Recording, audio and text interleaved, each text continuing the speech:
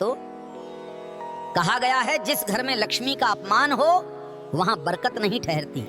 तो आज मैं तुम्हें एक ऐसी कथा सुनाने जा रहा हूँ जो सिर्फ एक घर की कहानी नहीं बल्कि एक सीख है उन सबके लिए जो अपने ही सुखों में इतना खो जाते हैं कि घर की आत्मा को ही भुला देते हैं और उनके घर पर ऐसी बहू आ जाती है सिर्फ इंस्टाग्राम और रील में खो जाती है और सुखी परिवार को नरक बना देती है।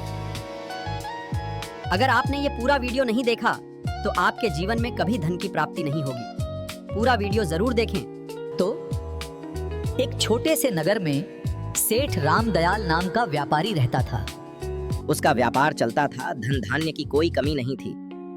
घर में सुशील पत्नी, माता पिता और एक बहू राधा भी थी। शुरुआत में सब कुछ ठीक था। सुबह तुलसी के चौरे पर दिया, पर भक्तों धीरे धीरे समय ने करवट ली। बहू राधा अब आधुनिक विचारों में खोने लगी, कहने लगी सब पुराने रीति रिवाज हैं, इनसे क्या होता है, सुबह देर से उठना, पूजा पाठ छोड़ देना, घर को चमकाने के बजाय मोबाइल की स्क्रीन में खो जाना पाप, यही उसकी दिनचर्या बन गई। सुशीला कई बार समझाती, बेटी घर की साफ सफाई, तुलसी की पूजा और देवी देवताओं का सम्मान करना सिर्फ परंपरा नहीं, ये घर की ऊर्जा है।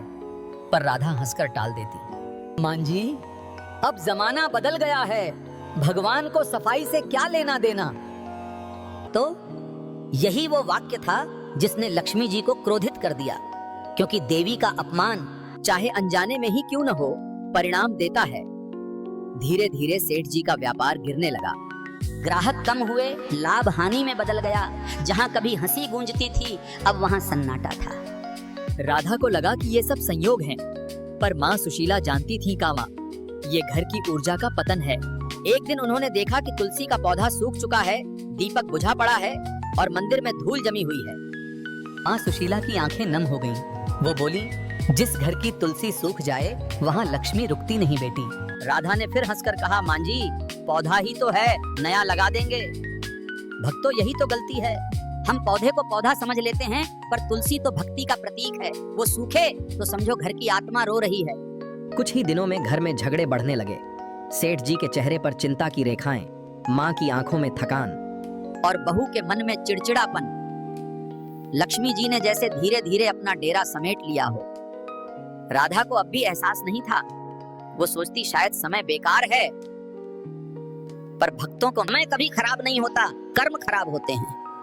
एक रात जब सब सो चुके थे, मां सुशीला आंगन में आई। उन्होंने देखा आकाश में पूर्णिमा का चांद चमक रहा था। अपमान हुआ, आंसू बह निकले। धीरे से उन्होंने दीपक जलाया और तुलसी को पानी दिया।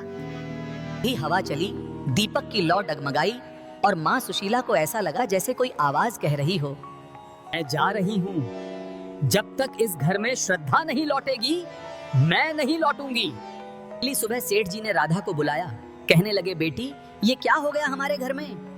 राधा बोली, पिताजी सब ठीक हो जाएगा। पर सेठ जी बोले, नहीं बेटी, जब घर की लक्ष्मी खुद दूर हो जाए तो व्यापार की लक्ष्मी कैसे ठहरेगी। भक्तों ये वाक्य सुनकर भी राधा के मन में कोई परिवर्तन नहीं आया। वो सोचती रही, इन सब बातों में अंधविश्वास है। लेकिन उसी शाम जब वो रसोई में गई तो अचानक बिजली चली गई। मोमबत्ती जलाने गई तो देखा दीपक अपने आप जल गया। राधा डर गई। दीपक की लौ के पीछे दीवार पर एक छाया बनी, एक स्त्री की आकृति जैसी। आवाज आई, मैं इस घर की बरकत थी, तुमने मुझे अनदेखा किया, अब परिणाम भुगतो। राधा चौंक कर पीछे हटी, दीपक बुझा और पूरा घर अंधेरे में डूब गया। अगले ही दिन सेठ जी को बड़ा घाटा हुआ, कर्ज चढ़ गया, दुकान बंद करनी पड़ी। अब घर की रौनक गायब हो गई और चेहरों पर निराशा। राधा अब परेशान रहने लगी। रातों को नींद गायब, दिन में मन अशांत। सुशीला बोली, नाराज नहीं बेटी, बस चली गई हैं। लक्ष्मी जी उस घर में नहीं रहती जहां आलस्य, गंदगी और अभिमान रहता है। राधा ने सिर झुका लिया। उसे अपने कर्मों की याद आने लगी। सुबह देर से उठना, मंदिर की उपेक्षा।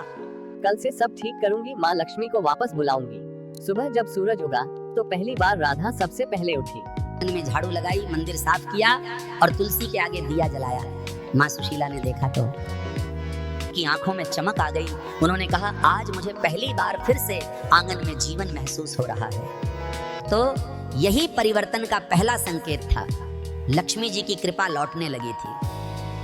तो कहते हैं जब इंसान सच्चे मन से पश्चाताप करता है तो भगवान भी उसे दूसरा मौका देते हैं। राधा के भीतर अब वही आग जल उठी थी, गलती सुधारने की। सुबह से ही वो पूरे घर को चमकाने लगी। जहाँ पहले कोनों में जाले थे वहाँ अब दीपक की रोशनी फैली।